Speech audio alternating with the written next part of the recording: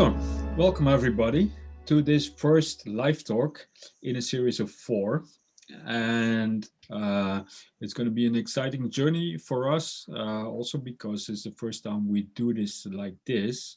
And when I say like this, I mean learning circles. Because what we saw was that a lot of founders struggle with the situation that they know they have to get funding at some time.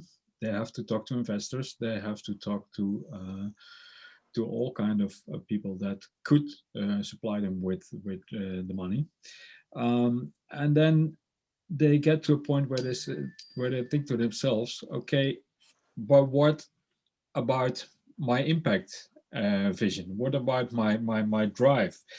Will the investor have the same drive as I have? Will he be about impact? Or will I get into some situation where I have to talk about numbers, return on investment, and things like that? And so we recognized that, and we heard a lot about that. So we decided to do something about it. And what we came up with was the idea of the learning circle, where we really can deep dive into a topic like this. Important topics that a lot of your peer founders will be struggling with, and topics that there are a few experts around that know about that could give us insights. So what we did, we teamed up with Michelle. She will introduce herself shortly to you. And we came up with this idea of learning circles with the title, How to Find the Right Impact Investor. And the learning circle, as I said, is quite a journey. And in practice, that means that we have 4 of these nice live talks. First one you're witnessing today. In March, and then in April we will have some deep dive sessions with Michelle and also with your peer founders to really see what this topic does to your company, your specific situation. But for now, it's it's a really exciting live talk that we're starting today, and I can promise you, you will be a lot. Will have a lot more insights in 1.5 hours when we finish up, and you will get these insights from Michelle and our speaker of today, Martijn, who will be later on be introduced by Michelle. Michelle, let's start. Sure. Give me 1 second to slide my. Let me make sure. I'm just hoping that you can see my slide deck. So I just want to give you a brief introduction of who I am. Well, one of the things that I wanted to say is I am a serial social entrepreneur, and when Hub and I got together, what from my standpoint I wanted us to have is a place where entrepreneurs could have a conversation that they weren't normally getting. And having gone through the own rigor of starting building and scaling an enterprise, I made a lot of mistakes along the way. And I wanted to have the kind of conversation I could have had 10 years ago, but didn't know better. And so when I met Martijn, who I'll introduce in a bit, he was just the right person because he also had a very circuitous experience. And in that, we came together with a conversation today. So just to give you an introduction of who I am, my name is Michelle Chakkalackal. The last social enterprise I co-founded was a series of sexual health websites around the world. And that was in India, China, Mexico, Venezuela, Egypt, and Kenya. And when we started, we had a team of 3 to we grew to about 65 plus globally. And in that time, our services reached about 10 to 30 million people. And I raised about 3 million US. And once I left, I went on the other side of the table. I joined a for-profit startup. It was an AI tech company. And my job was to take their product and take it to India. After that, I came back to the Netherlands to have a different life. and decided to focus on helping other companies build their impact strategies. And so what I do is I help companies align their value propositions, business models, leadership, and teams for social impact. And like Hub had said, we have a series of talks, and I'm going to ask Sarah to add the links to the talk. So if you would like to register for the future ones, they're every Tuesday between 12 and 1:30. The next talk is with Tony Chocoloni's Yenzo, their chief storyteller and their impact navigator, to talk about dreaming big and at the same time, how do you walk the talk? The third session will be around the road to impact. So once you're already building your operations, what does it take? And from an investor's perspective, we'll have Marai from Stichting Doen say what she's looking out for from an entrepreneur's perspective.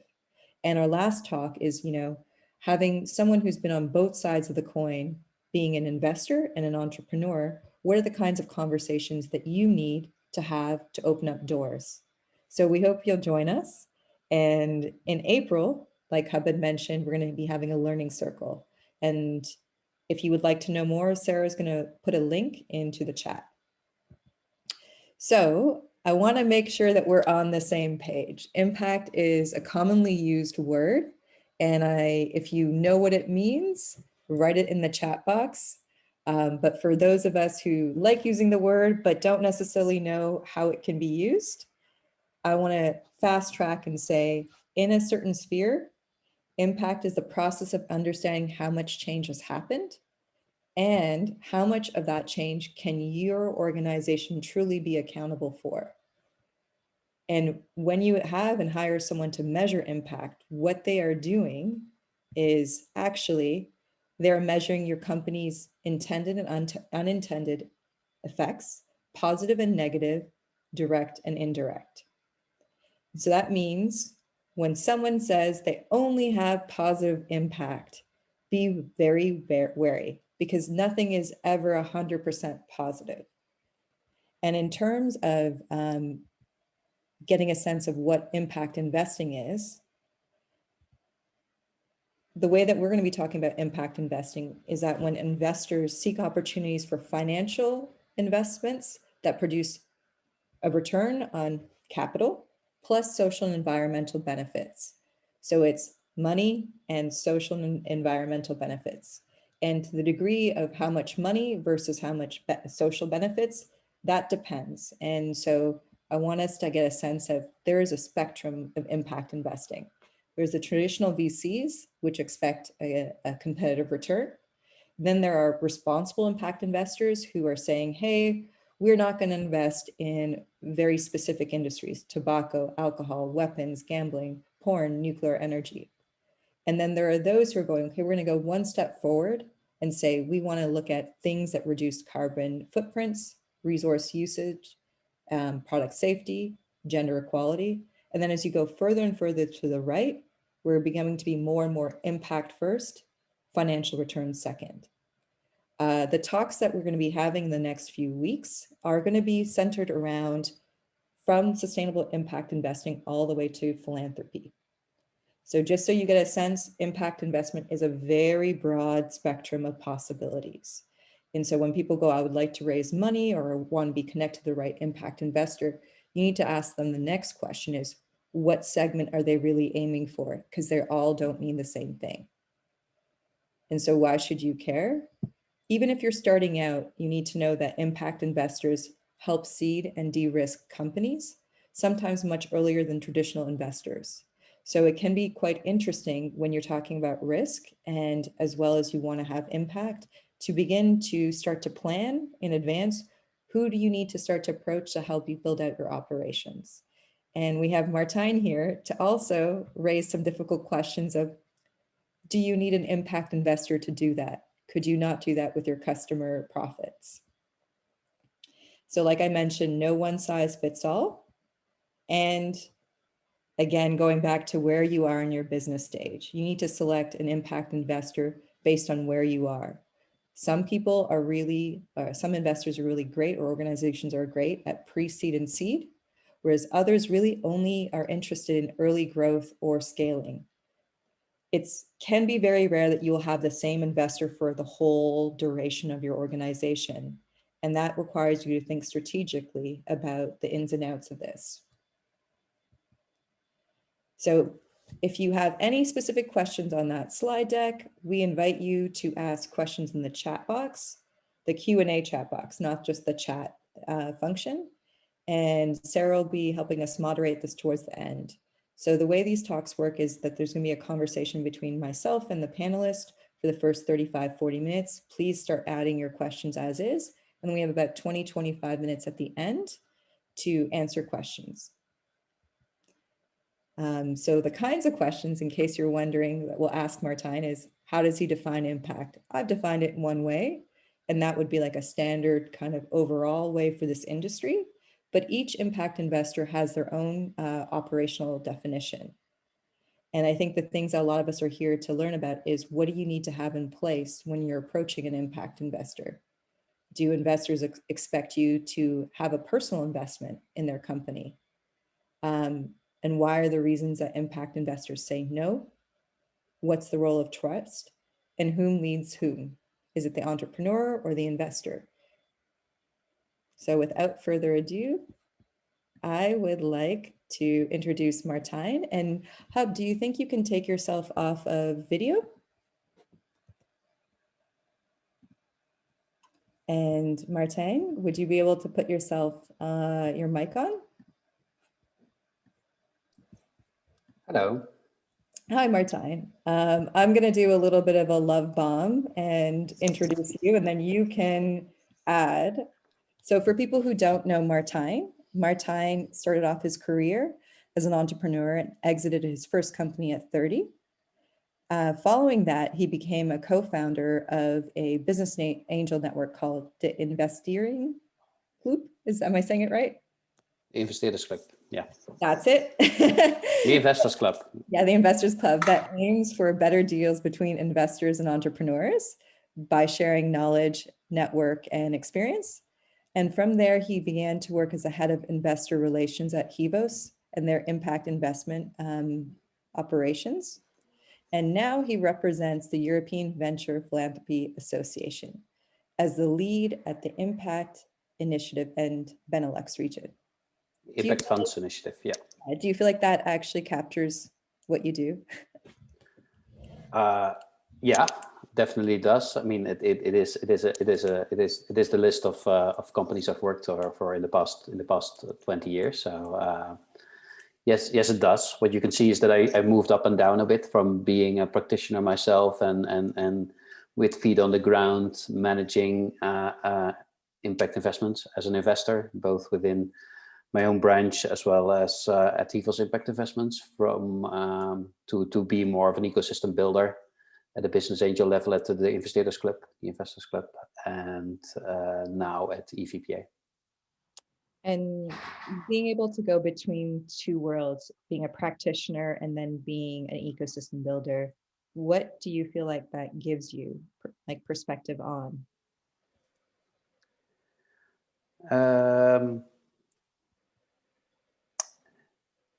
What I would say is it's always nice to be working, to be creating that impact. But when you are working, in the field, working with impact investing and investors, and you always run into challenges because it's still a very young industry, and working at an ecosystem level kind of gives me the opportunity to deep dive into those challenges more from a holistic perspective rather than just from the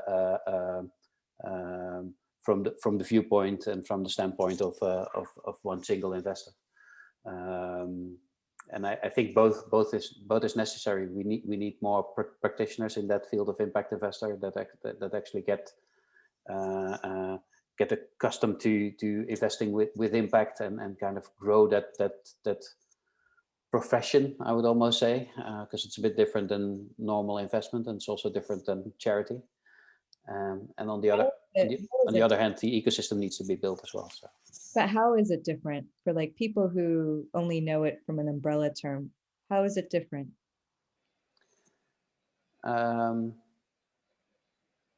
Well, you need to be focused on the impact. So you need to have an eye on the impact, and impact should be leading, or at least there should be an awareness on how impact is created and how much impact is created. Because there's a lot of talk about impact being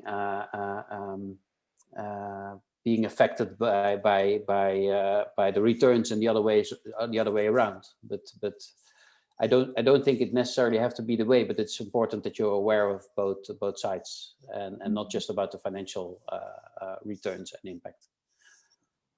And like going back to your current organization, EVPA. Yes. Could you describe a little bit about what it does, who it's for? Yeah, we're really a membership organization and an ecosystem builder for investors for impact. So really investors that are out there to invest with the intention and the purpose to make impact. We have 300 members throughout all of Europe, ranging from investment fund managers that are collected in the impact fund initiative that I lead, to large foundations, either linked to family offices, or to corporate institutions. A couple of NGOs, a couple of high net worths, but all people that are focused towards creating impact.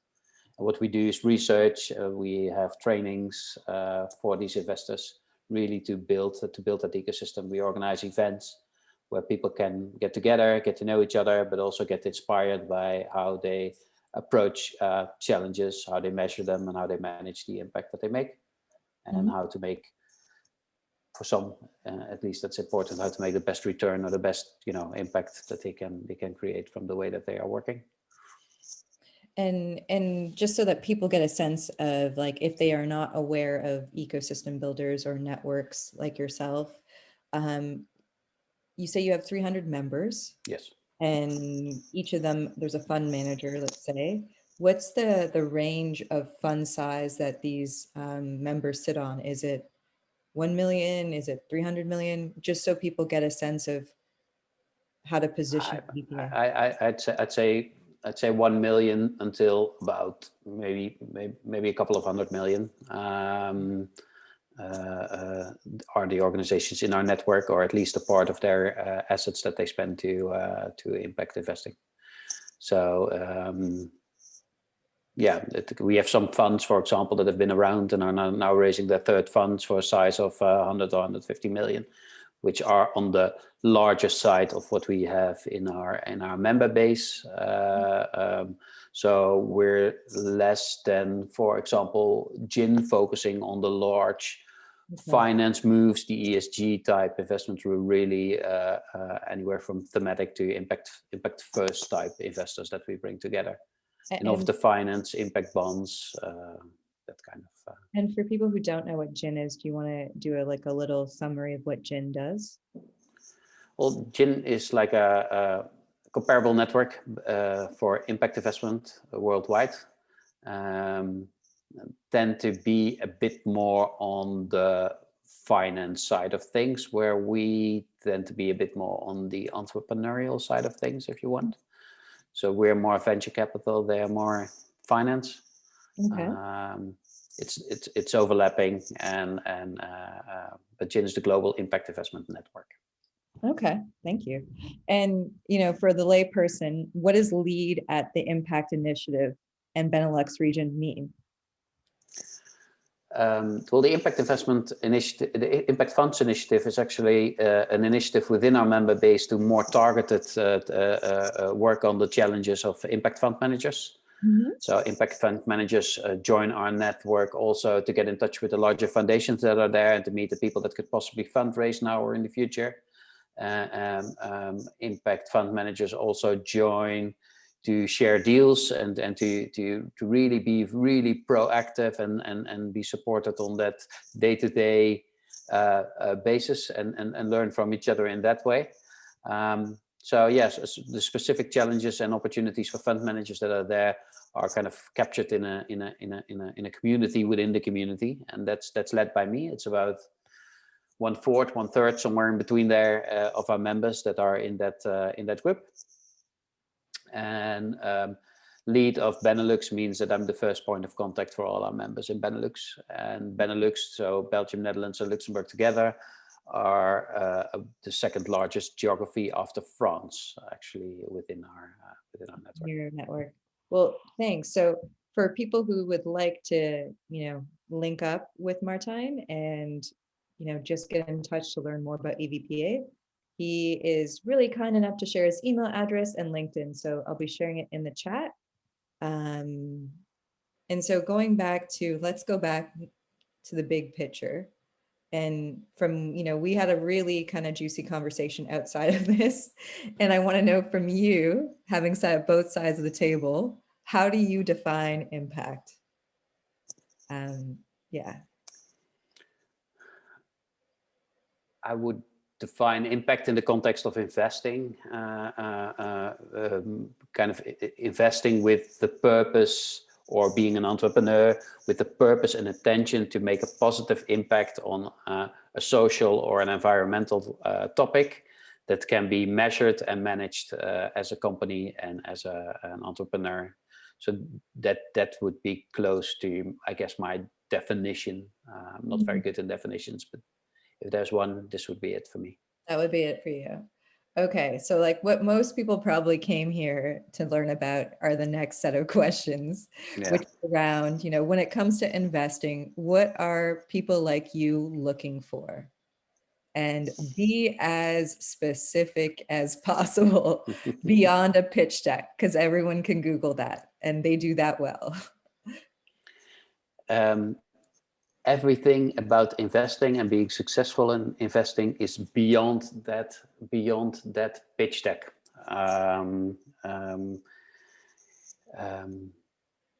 So my email address and my LinkedIn link are being shared, but I'm probably not able to help most of you actually get successfully invested, because it's so specific and it's so focused on what you want to do. So what do we look at in general? Okay, so first we need to like your ID, and we need to like your, so that's what's in the pitch deck, right? So, but what actually makes the difference is just a little bit beyond that. So what can you show that you have already achieved without us? What have you done already that creates the first value? What are the first achievements? What is the market validation that you can show?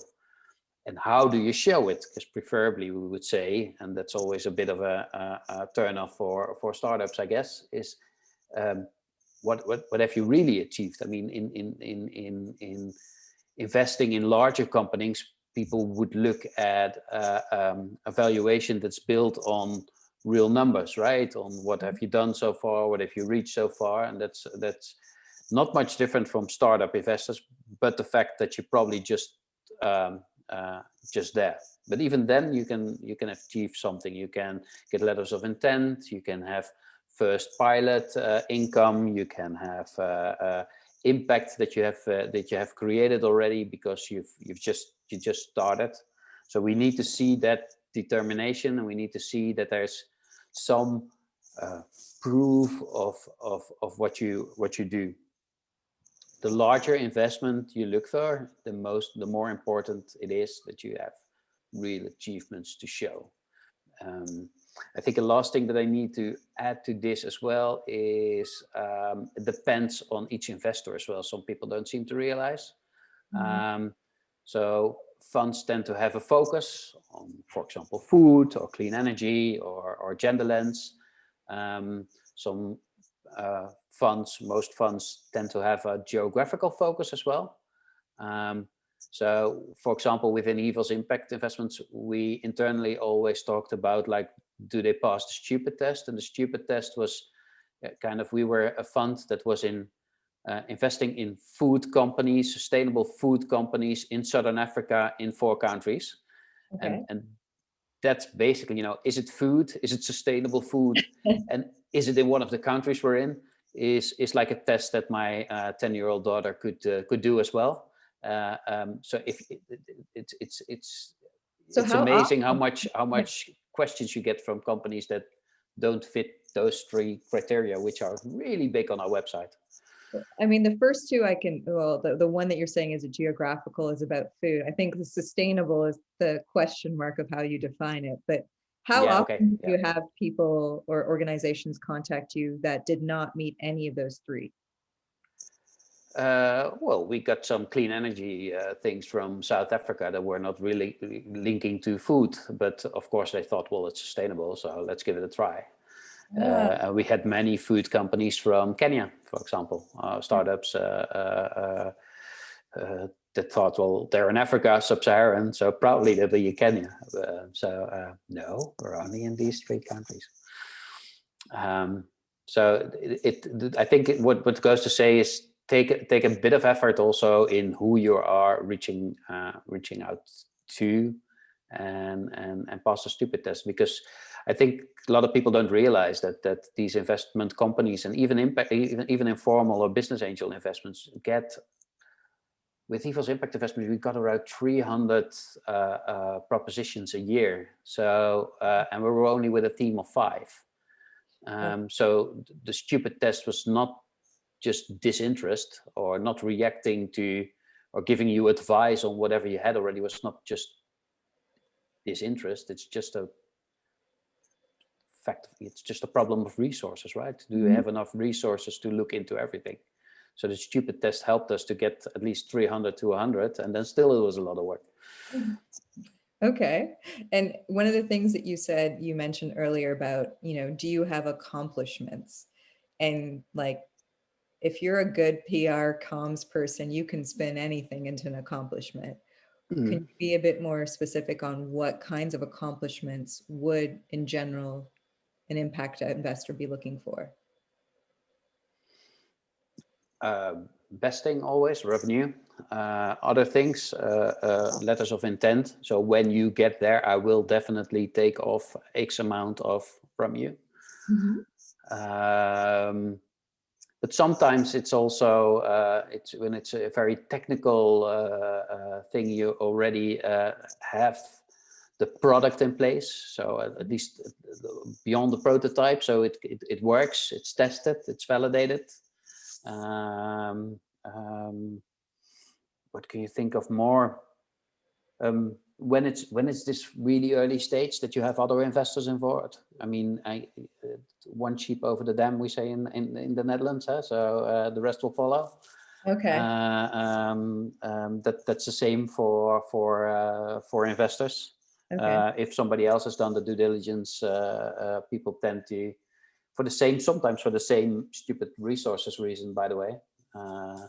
If a trusted investor has looked at it and thinks it's good, who are we to say no? Let's join them.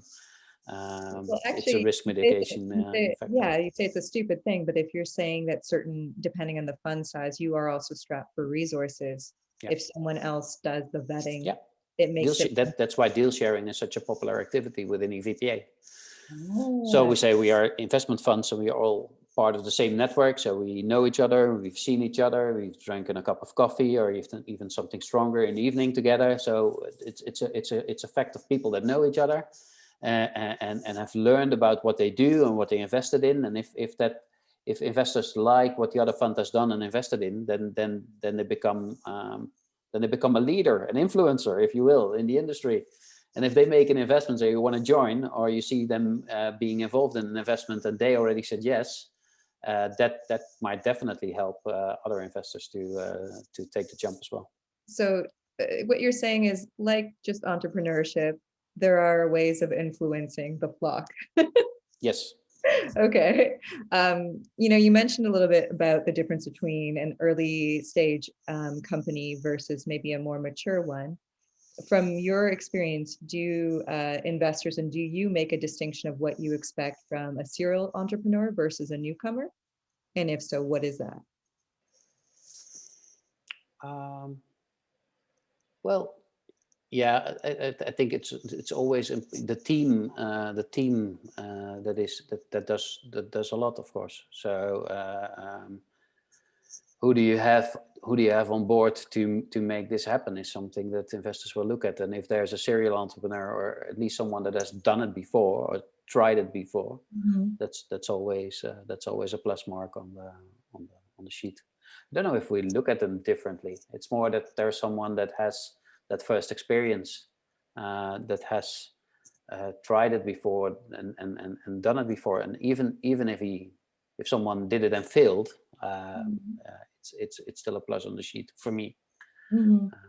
Even if I do think, because all the things I say, so some of the things I say, I know more investors are looking at, and some of the things I say are my personal opinion. And I think that's important to realize as well when you look at the investors. So all the investors have a different approach, a different focus, and and it's very tiresome as entrepreneurs, I know, because I've also been on the other side. But it's just a way to get things cleared and organized.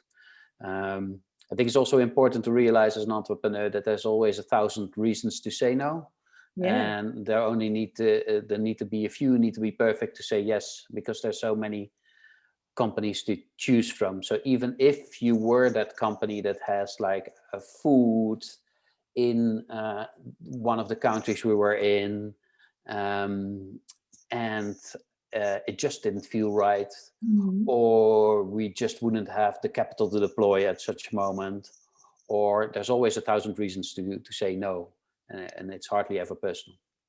Well, I mean, I want to delve deeper into why people, why impact investors say no, but I also want to go into this phenomenon where if you do get investment, say, from one firm, and they invest in, say, food or health, and they have other companies in their portfolio, as an entrepreneur, sometimes it feels like there's pressure to collaborate with the impact investors, other portfolio organizations, even though on the field, we could be competitors with each other. So can you say a little bit about the logic from the investor side of why is there that kind of sometimes very firm encouragement to play together? You mean two companies? Two companies that you invest in who are in the same playing field, who if they didn't receive money from you, they would be competitors, but because they do. I think if two companies are really doing the same thing, not the same thing, then it's always a bit tricky to force them into working together. And I don't even think it's advisable, because I do know some investors do it, just kind of they buy up a market and then see who's the winner. I would say as an entrepreneur, be wary. But it's something else. For example, Aquaspark in Utrecht has a strong focus on impact on fishery. And they have such in-depth knowledge about the possible impact of fish, and what you could do and what you couldn't do and what you should do and how you could measure it, and all the innovations that you and I can probably never think of because we don't know anything about fish. So there's a lot of knowledge within such an organization, and I know they try to build a portfolio of companies that add to each other. And then they would say, like, maybe you as a farm should work with the technology of the other company, because if you work with that technology, you kind of lower cost in the long term. And we know that because we saw that by that company. And then your portfolio becomes an ecosystem in itself. But it's not competitive. It's really then additional. It's additional from the investor's point of view. The entrepreneur's point of view, I can imagine it can feel like that, depending on the encouragement of collaboration, that one company can eat into the revenue of another, maybe even temporarily, or affect the growth. In a case like that, how often do organizations or impact investor organizations share their desires to build an ecosystem? Is that upfront in the terms, or does that come along in the relationship? It depends on the strategy of the impact investor. There's a bit of a dead answer maybe, but it Yeah. really depends. So you see impact investors in general taking a focus on either a topic or a geography or a bit of both. Okay. And depend, I think, when it is partly or wholly on a topic, and there can be more or less the ambition to create an ecosystem out of it. So with Aquaspark, that's really strong. They almost search for companies that have a solution for a problem in their ecosystem they haven't solved yet. Yep. So it goes all the way back to sourcing. So the next company should really be that. Within EVO's impact investments, sure, we would bring them into touch if we thought it makes sense, but it's never it was never a deliberate push or an ambition to create that ecosystem per se. Okay. So it depends. Okay. No, that's clear. I also have noticed, depending on where the fund is located, I wonder, but I don't have enough data around this, if European organizations see, like European impact organizations see things slightly different than Americans. I don't know. Going back to an earlier place in our conversation about entrepreneurs putting in their own personal investment into their business. Do you have a ballpark sense or figure of what that, is there like a rule of thumb? Should people be aware? There's definitely no rule of thumb. I think again, it adds up to the achievements part. So realize that achievements are not just there to show that you can do what you say you can do, but achievements are also there to create value before the value of the investor is put in front of it. So if you've reached a certain revenue already, or you've reached you have a certain product with a certain IP already, it all adds to the value that your company has built. And if it adds to the value, then it may adds to the value of the investment that's supposed to that.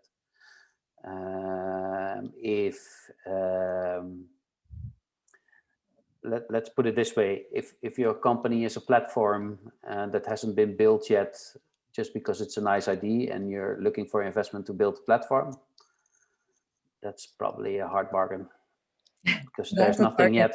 Yeah. But there's a lot of, when I was hosting a few roundtables at Impact Fest with entrepreneurs, I had about 40 conversations, and it seemed like at least half of them made some sort of assumption that if only they had the impact investment, could they build out their dream?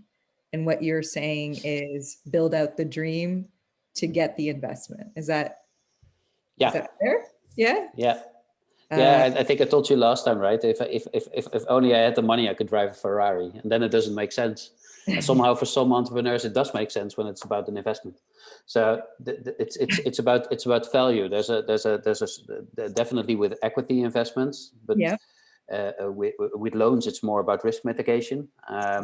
With equity, it's about valuation, and what is the value that's already in your company that the investor is buying into. It's a transaction, really. So some people still seem to look at it as there's money being given, so I can do what I want or something like that. But it's really a transaction. It's really an equal relationship in which you say, I have something that could be of value to you, Mr. Investor. Give me some money so I can scale it, and I think it's this money is worth this amount of shares, for example. And that's it's just a business transaction. And if you do it well and in that way look at it, it's also an equal relationship, right? It's not about the investor having certain. So sometimes it's a bit the dragon's den. What Dragon's Den does to people, right? So Dragon's Den is always that entrepreneur with a trembling voice that talks to the investor sitting in Chesterfield chairs, looking arrogant to the entrepreneur. Which seems like you're almost like pleading to the king to please give the money. Well, in fact, it's more about an equal relationship in which you say, I have this company, it has this value because it already has revenue and proof of concept, and I've got a product ready, and that gives value to this, and part of this I want to sell to you so I can use your money. I want to liquidate part of the value that I have created, so I can grow, and with that your shares will also increase in value. So that's a bit what happens, and it's in general how investment works. It's beyond the impact even. I know it seems very obvious to you, but the reason why I want you to spell this out is that it's really not for many people. They aren't aware that there is, that as an entrepreneur, you also have power too, because it can feel like you don't in certain. I think entrepreneurs, before the investment is made, and ideally after the investment is made, you're on an equal level. And before the investment is made, the entrepreneur is actually in the driving seat.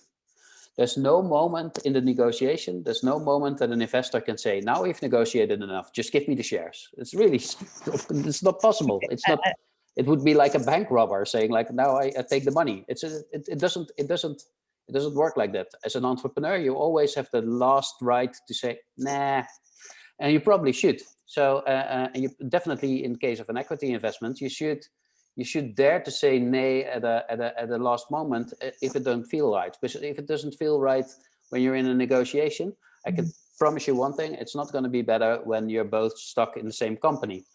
And then it's more difficult to get rid of an investor, because you need to buy him out, or you need another investor to buy him out, and it's all the situations you don't want to have. So you need to be sure that you have the right investor. So dare to say no. Dare to say no. Okay, yeah. That's very scary, but maybe you should do due diligence on the investor as well. An investor does due diligence on you as a company, but why don't you do that on the investor? Talk to the portfolio companies that they already have in the profile, and ask them how are they as an investor, how involved are they, and does that fit the ambitions that you have? Because maybe you want a very involved investor, and maybe you want somebody or an organization more at arm's length. Now, both is possible, and anything in between. But it's good to be aware, and it's good to know in advance what you're getting into your company. And we did touch upon this when you've had to say no to entrepreneurs, and people get angry. Yeah. There's no need to name names, but more of the sense of, what are, going back concretely, you said there's so many reasons to say no.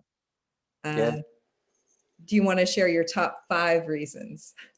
Top 5 reasons to say no is, we already mentioned the stupid test, so I won't go there. So it doesn't fit the ambitions and the focus of the investor. I think we also mentioned some people don't tend to realize, because investment funds always present themselves as being, successful and having money, and sometimes these investment funds are also raising, so their own fundraising might be delayed and later, and they already have you kind of in the parking lot but can't make the investment. Then they'll say no, and they'll give another reason. How do you detect that? I came across a website, PitchBook. Does PitchBook work equally as well here in Europe? I've never worked with it, but it probably works. Yeah. So I think it's part of your due diligence, right? So it's part of checking out the investor. But even definitely with smaller amounts and more informal investors. So if you go to a bank, it's just like a checklist. And if you check all the boxes, you probably get the money because they have done it 1,000 times, and that's how they deal and wheel. And if you don't get it, it's probably because you don't tick some of the boxes, and that's how banks work. So if you have investment funds, there's more of a strategy to it, right? So they have like their own pitch deck and investment strategy and focus, and it can't fit the focus, and or your company can be too small for now, come back later kind of a reply. So there's all different reasons depending on a fund's strategy why organizations can say no. And I think it's always important to realize, like, even when it seems to fit or seems to tick all the boxes, these organizations are private organizations, make their own decisions, so there can always be an internal problem that causes them to say no still. And there's always reasons to put forward that not necessarily are their own reasons. And then I think the smaller you get, so the more you go to actually impact investors, they just make the final choice by their gut, right? So you're basically competing with that new car, for example, or with so it's from the same pool of money. So the smaller and the more informal they get, the more reasons they can say no, because they just feel like saying no at a certain moment. So I mean, the things that like I'm holding on to in our conversation is, as an entrepreneur, don't expect the holy grail to be coming down from you from an impact investor. Do your due diligence, do your own research. You have the power to say no. Yeah. And people might say no to you for a variety of reasons, some within your control, some not. No. But when you said decisions, especially on perhaps like the smaller funds, are made on trust. I'm saying trust. You said gut. Is that fair to say decisions are being made on trust? I think it's fair to say.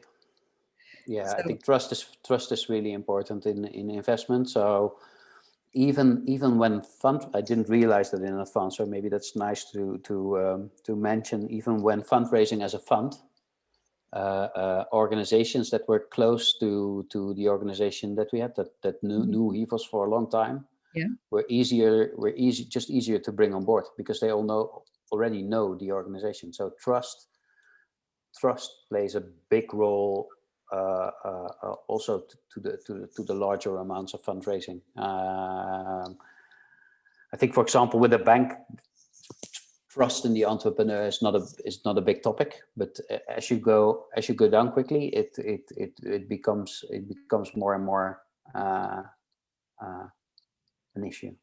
I mean, I grew Trust up. and relationship, I would almost say. It's more than just, do I trust the entrepreneur in what he says and what he does?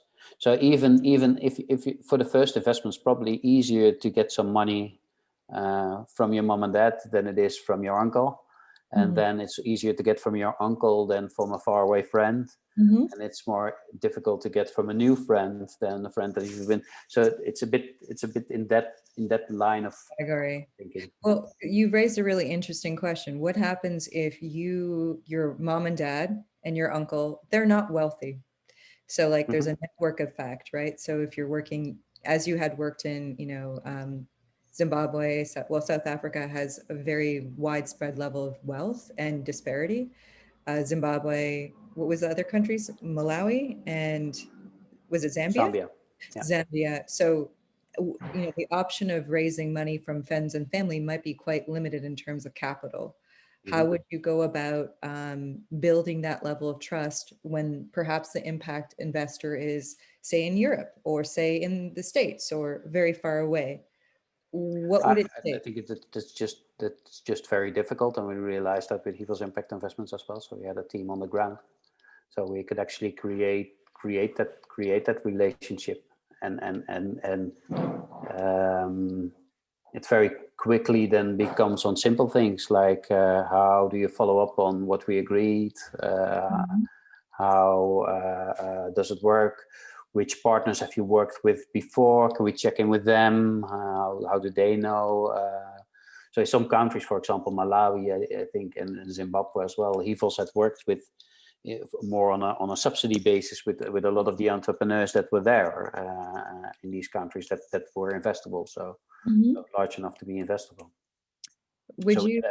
We had local partners, and we had local presence from the NGO perspective that could tell us quite a bit of info on whether an entrepreneur should be followed up.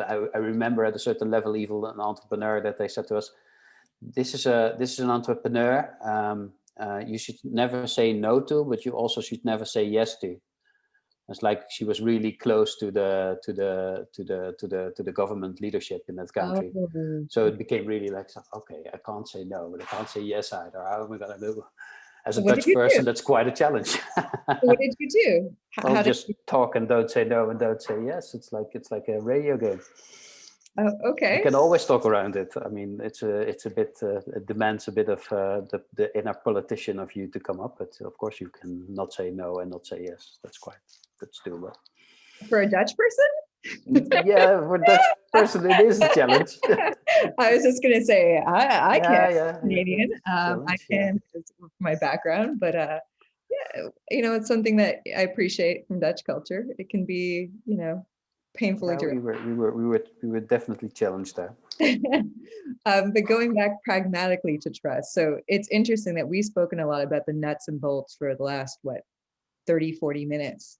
And ultimately, from what I've seen, trust is like the underlying mechanism of you figuring out whether or not there's a real solid relationship. Would you Yeah. say that's the case? And you could see it with how much due diligence there is. You can see with how much, back and forth. So would your advice be to entrepreneurs is to really build upon the trust between the two parties? Yeah, I would almost say never just look at the investor as a walking sack of money, but as a person, and try to get to know each other, and to show what you got and what your commitment is, and how involved you are. I mean, whenever the investor is taken, it's the other way. It's the other way around from where we started, right? So where we started is like there's a lot of input coming in, and often small teams or sometimes business angels are alone. They can't answer to anyone. That's not arrogance. It's just a question of resources, and people can't reach it.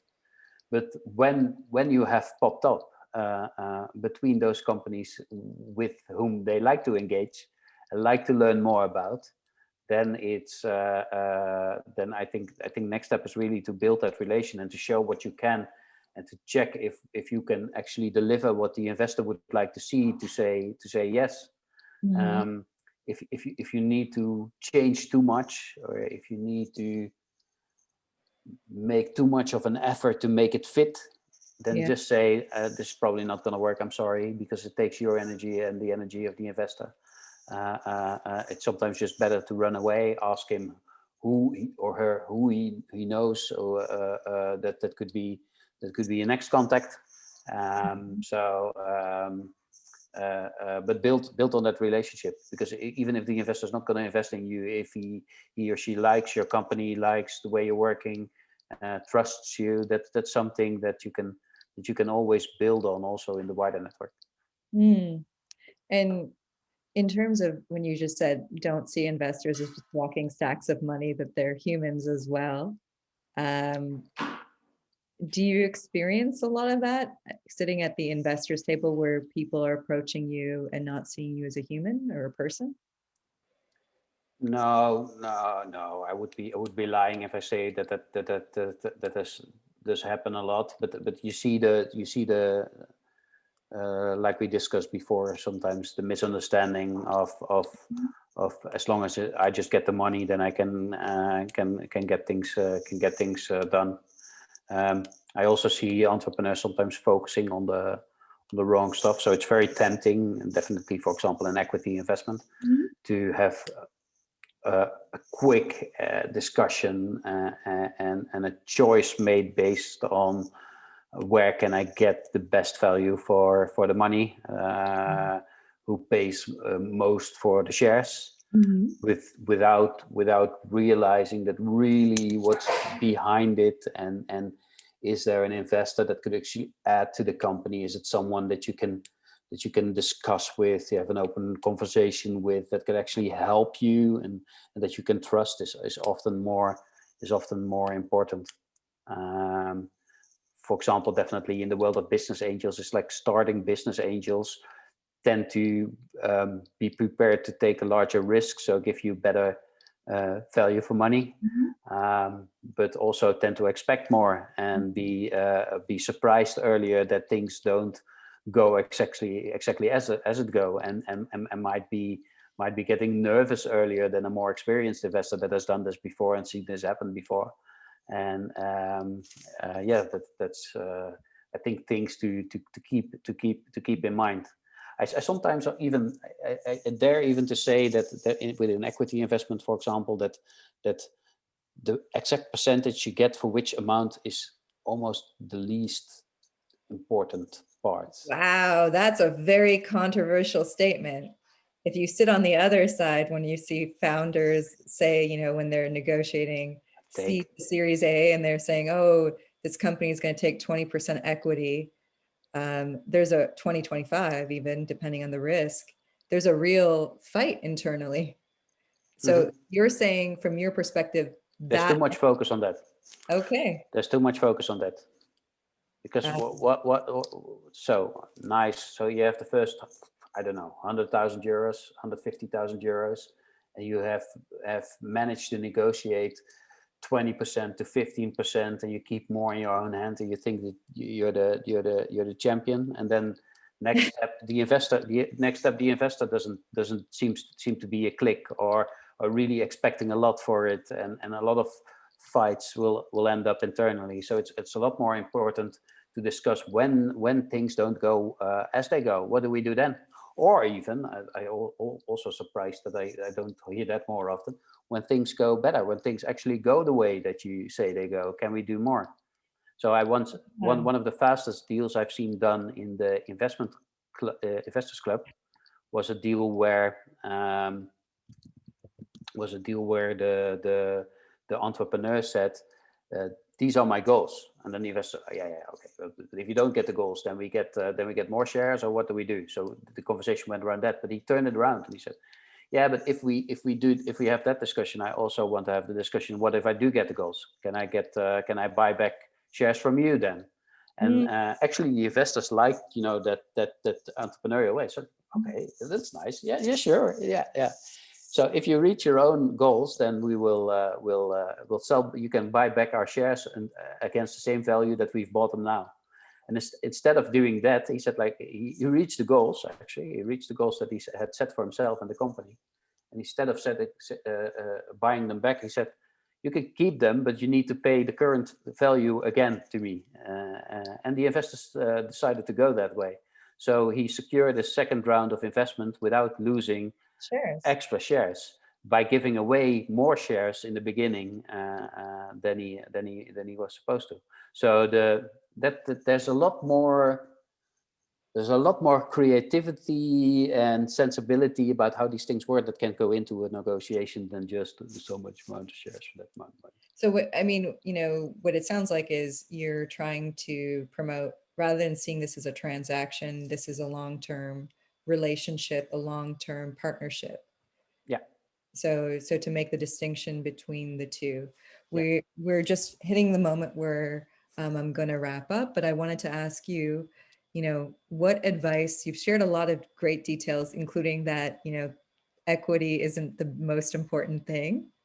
Is there anything else that you would like to share with people who are watching or listening from your own experience? Yeah. Sure. Yeah. While talking, I noticed that we have talked a lot about investment and equity and investing in startups.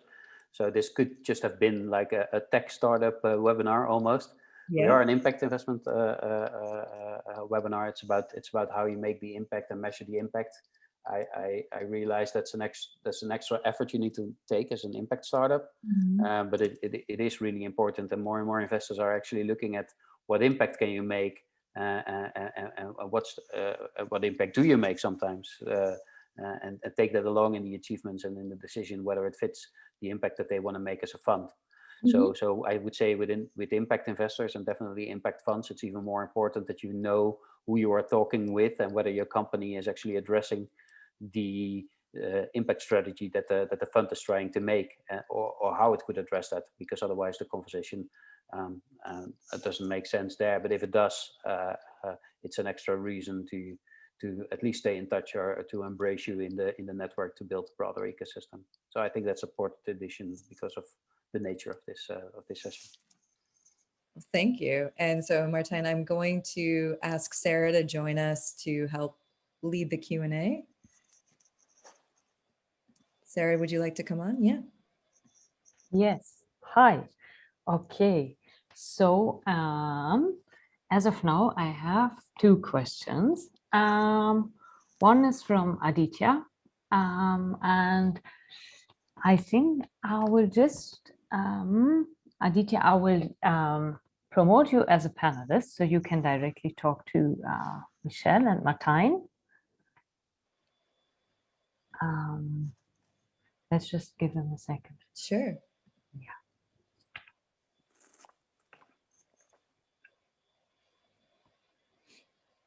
While he's taking a moment, just before he comes on, I just wanted to say it's interesting that while we were talking about, what is impact and impact investing, there is still a dominance in most of these organizations to look at finance first, impact second. So I think that's also an interesting thing to check out. What does an impact investor prefer? Is it impact first, money second, impact equals at the same priority as money, or money first, impact second? So Aditya, do you want to unmute yourself? Yes. Hey, Michelle. Hey, Martijn. Really glad to see you, two of you, kick off the learning circle. Well, my question is actually to the two of you. As an investment associate at World Startup, we keep doing research on this. This is an ongoing topic. For our own portfolio companies, but also I have been looking into this for the Dutch Fund for Climate and Development, one of the projects we are sourcing for at the moment. So my question is something that Martijn touched upon briefly. He mentioned sustainable fisheries as one of the examples. My question is, are there other impact industries, themes, or solutions that you think you would prioritize more at this moment from an investment point of view? Are there impact that you? How do you mean your? I think so. What you see, of course, is that in impact investment, more and more the SDGs are becoming leading, the Sustainable Development Goals of the UN. And these are the topics, at least most of the investors somehow more broadly or more defined focus on. Big one remains to be climate.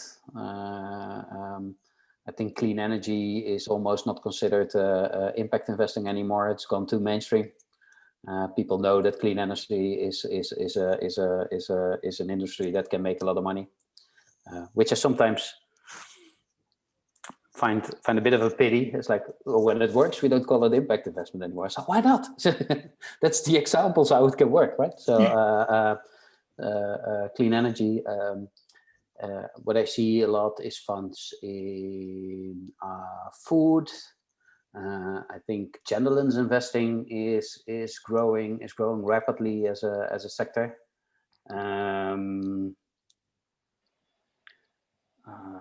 But also employment is one of the big ones. So employment for people with a distance to the labor market, education, health. Yeah, I think we covered the main topics. They can be very different though. So within EVPA, we have a broad network of impact investors, and they are all focusing on their own field. So for example, now with the deal sharing events that we have, we tend to take one topic and gather the investors around one topic, because it doesn't make sense to bring a climate investor to, I don't know, a health startup or something like that. So yeah, we try to focus that on that level. But otherwise, on the larger level, it's the same problem they're dealing with. How do I measure it? How can I organize the impact management better? Where can I fundraise, for example? I mean, when I'm just reading your question on the Q&A box, Aditya, and that your question was, what are some of the most impactful solutions or themes at this moment, right? So from my lens, the way I look at companies and profit and impact is, what is the problem that you're trying to solve? So like the way I experience things is, usually things that make huge systems change leaps are systems change problems. So rather than just going the SDGs or the blanket answer for everything, first of all, what is that problem that you're solving? And if you can solve it with your solution in the next 2 to 3 years, it's probably not a deep enough problem. That's a service industry problem that, I would say it would take, you need to go further into the systems layers thinking.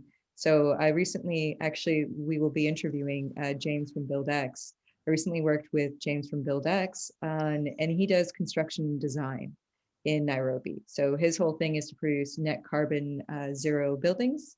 And in Kenya, there's so few design firms that do this. So you could say, when it's done, and it's done by this company, it does produce this level. But the ultimate level of impact that they care about is CO2 emission reduction at a Kenya level. So the big question is, what is that problem that they're interested in solving? They're interested in solving the fact that more and more buildings are being built, many times in emerging markets, because the population is growing. They're not being built in net zero ways, or carbon below zero even. So they are addressing the building of that. How they do that is a variety of ways. And those are the solutions that get funded. But if people start to just fund the solution, when the problem starts to improve or change or get better or worse, the solution may no longer be appropriate. So you've fallen in love with the solution, promoted the hell out of it, got investment, but it's not hitting your impact indicators. So I would say, what are the most interesting problems to be solving right now that connect a lot of different things? And then from there, I'd be looking at who's doing what, and then what are those solutions? Because the solutions can constantly change. Yeah. Yeah, thanks, Michelle. There's also interesting point Martijn was making earlier in connection to what you said. When certain industries tend to become more investable, then it's not becoming mainstream anymore. So there was an event that we did with the DFCT, and the lead for FMO made an interesting point there as well. What he said actually took that same point in a positive context. That in a couple of decades, if funds like DFCT are not needed anymore, then perhaps that is actually a good thing. Mm-hmm. So something's becoming more mainstream. Maybe it's not a bad idea in the end. No, there is a trend. Rockefeller Foundation did a study looking at the future of philanthropy. And there's a trend among philanthropy, at least globally, to have their funds distribute all of their money within a certain time period to solve or address a certain problem. Now, that is quite different than how investment has been in the past, where you are using the interest rate of the capital, that the capital stays the same. So this could also be following this idea that, these funds are created for a very specific purpose, very specific time, and they pay out during that duration.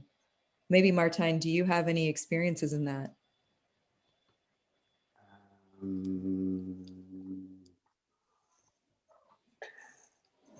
No, you see that. I think I'm glad you brought up the system change discussion. You see a lot of movement from both philanthropy and funds to kind of tackling a broader problem rather than just like a single issue a problem. And I think you can note that mostly about also in the like in the bigger markets, in the sustainable like climate and in the context of development.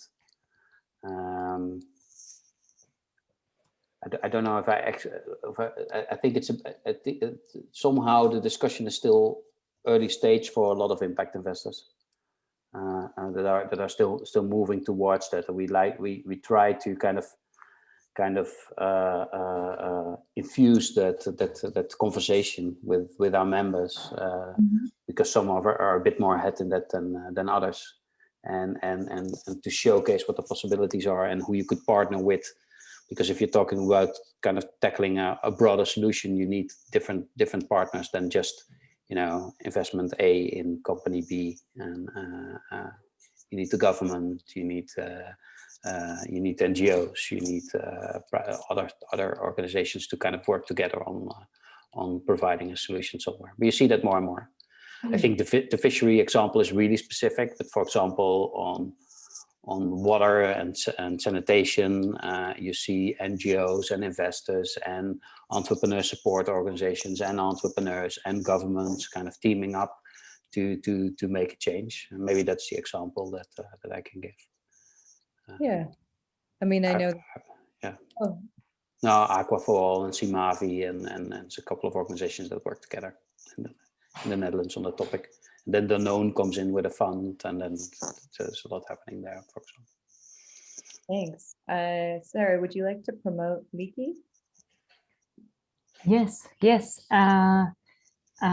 Is it okay? I just promote you as a panelist, Leaky, and then you can ask all your so many questions. Okay, yeah, then just with the voice that will do, right? Yeah. Sure. Okay.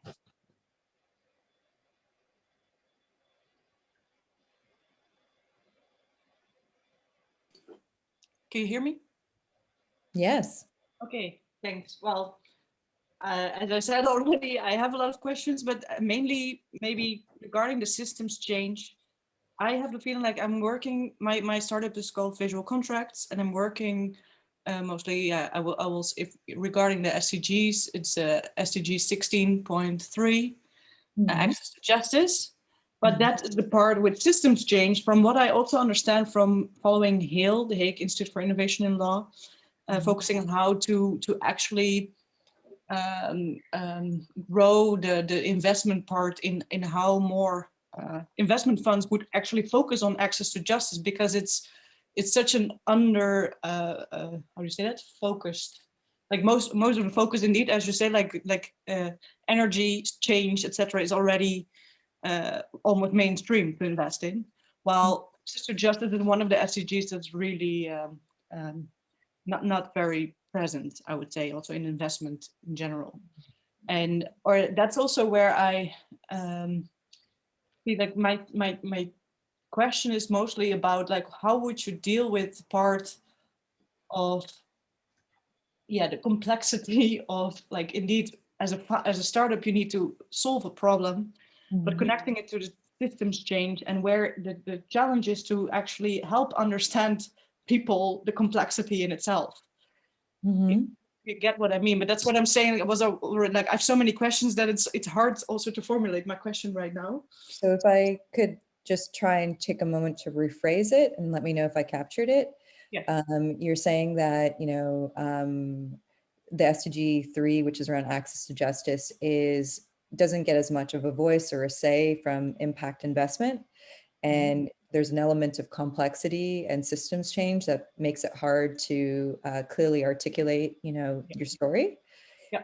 And so, I mean, having worked in kind of SDG space, I would say, so impact investment, if you go back, I think we'll share the slide deck after, is a really broad range of tools. Like, so it goes all the way from VCs straight down to philanthropy, and you could even move it into government subsidies. So in terms of looking at deep systems change, I would recommend you start to look at philanthropy mechanisms more than, say, revenue generation, unless your startup is able to show a clear product market fit with a revenue stream. I think sometimes public goods have their own way of being looked at. And I know that there's public-private partnerships, but it sounds like you're early. Yeah. It might be best to start to look at the subsidy range. And the challenge that you've pointed out is you need to have a very clear story. So, so for example, like the next talk that we're going to be having is with Tony Chakkalackal, and one person will be Yenzo is going to be the chief storyteller. And we're going to have Pavi, which is like the person who is behind the scenes, setting up the impact frameworks for that story to actually land. So on a practical sense, what you can do, maybe you already have, is really create a theory of change from the problem that you're solving to the barriers and the potential solutions. And from there, try and start to see what other foundations or government subsidies, bilateral aid are interested in funding that. Does that make sense? Yeah, that makes sense. We actually already, I did formulate already the start of the theory of change. I'm actually implementing that with one of our current clients. So really the practical, we have a product that is just, we can also even focus totally in the commercial world. Actually, Tony Chocolonely just recently released their one-pager employment contract, which is one of the areas that we not necessarily one-pager employment contracts, but we are working on visual employment contracts. Mm-hmm. So there also, I do feel that we are getting more and more towards like a better, clear story for the product market fit, like from that perspective. But then when I indeed talk to, for example, an impact investor, they don't see like, yeah, but you are focusing so much on the commercial world, more or less. That's like we don't see the actual link, more or less, like that is an impact, like it's just commercial, they then even say. Well, this is the challenge because we focus with visual contracts also exactly in that space, because of corporate business, for example, also can make a lot of impact if we change that, the way of how you do business. Are you selling at output level or outcome? So typically what I see startups tend to do is they sell what's in their sphere of control. Like, I've sold this many contracts, this many people have used it. I did set up the theory of, like, this is the part where we first need to implement the visual contract, which we actually in a few weeks, I hope. I cannot tell too much about it right now, but in a few weeks there will be our first big project will be published in the cleaning branch with employment contract, visual employment contract. So when those are really implemented, we can start, actually, that's the whole point, start measuring what is the actual social impact that we gain with that because of the understanding of the terms in the contract. That's the point. How do we legally empower people with that? But that's, of course, the long term. We cannot already measure well, I did make a theory of change. We did discuss that also with the company. And now once it gets implemented, we can start measuring it more. And it's indeed going further than only the how many people that we reach. This is exactly linking to the SDG 16.3, like access to justice and legal empowerment, which is there the complexity comes. And this is like in itself, there's a lot behind it, but it's so much that it's indeed indeed and time that we need to put, make the story more clear and do more. That's maybe a thing that we still need to cover. If I can say something, that when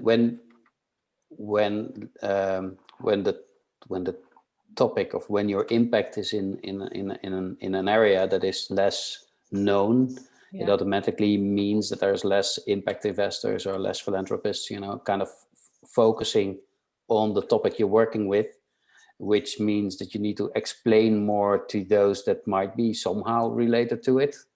And you need to advocate more what you're actually doing and why it makes impact.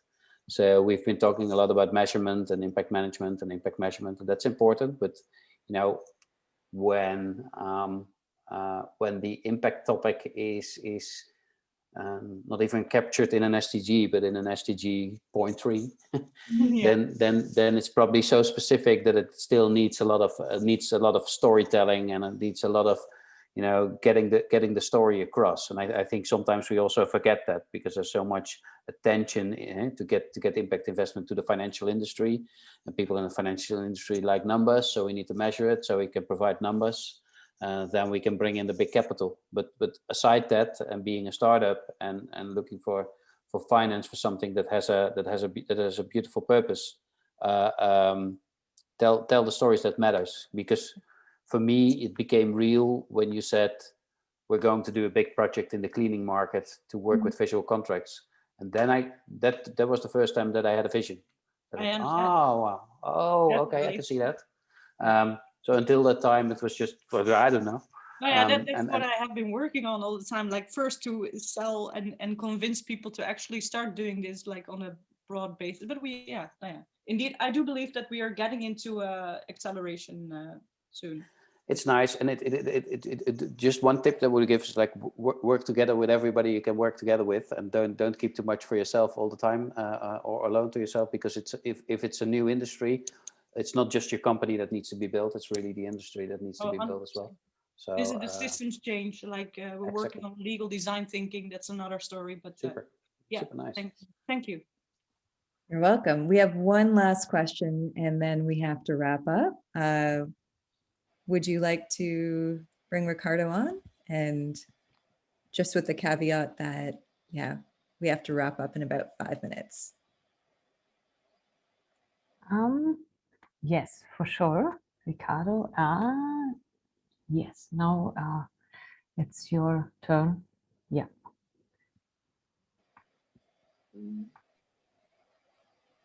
Hey, good morning to everyone. I'm Ricardo. I'm heading business development for Sopact, a SaaS platform on the impact measurement and management space.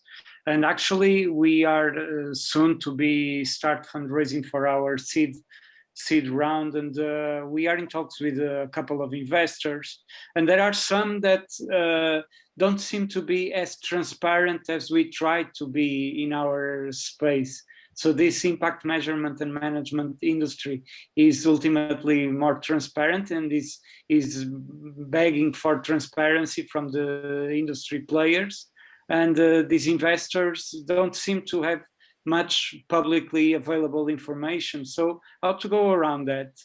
What can we do apart from asking more information to them? Martin, I'm going to let you take that one. I feel like I sit on Ricardo's side too closely. I don't know if you are looking to these investors as clients for your product, or you're looking to these investors as an investment or an investor for your company. Let me guess, you are saying that they should first come in as clients for our platform?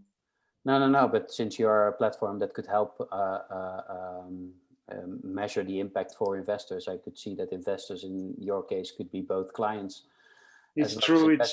So I'm wondering where do you see the lack of transparency? Is that when you are talking to them from an investor role or from a client role? From a client role. From an investor role. So the role. So it's very common to have this approach. They first come to us as clients and try to have and identify a solution for themselves, and then when they find the opportunity, they identify them as a good investment opportunity. So then they switch their head and they start speaking about investment. And that's where then we start asking for more information, and we see that the publicly disclosed information is not that much, and we look for profiles on social media and that is not a good fit. So how do we go about that?